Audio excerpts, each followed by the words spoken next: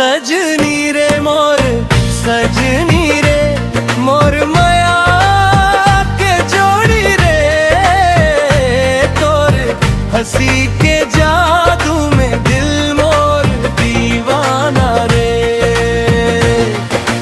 मोर सजनी रे मोर सजनी रे मोर माया के जोड़ी रे तोर नैना के अंजोर में सपना संजोए रे।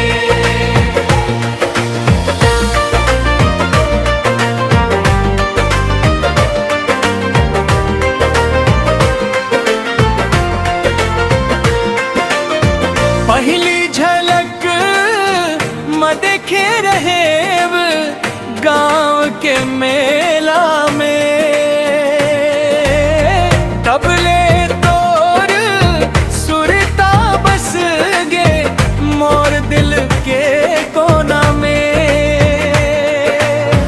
लाल चुनरिया हवा में डोले महके फुलवारी तोर चाल ला देख देख के मुस्काते दुनिया सारी।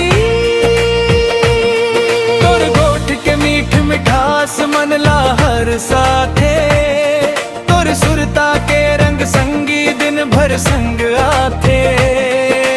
तोर नावले धड़कन बढ़थे तोर सुर का जगा थे सांझ सकारे मोर मन हर तोर रटा तका थे।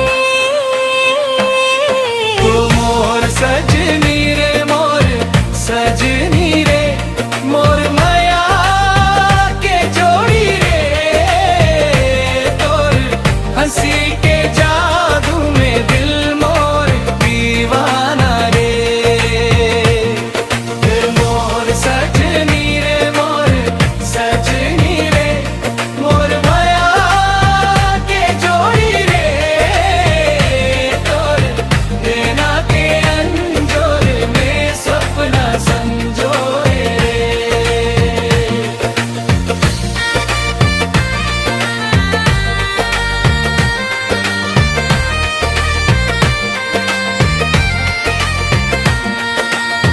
पीपर डार के छैहा तले गोठ माया के करबो नदिया के कल कल सुर संग सपना नवा बुनबो। तोर पायल के छन छन धुन ले मन हर झूम उठथे तोर हंसी के उजियारा पाकर दिन हर फूल बनथे।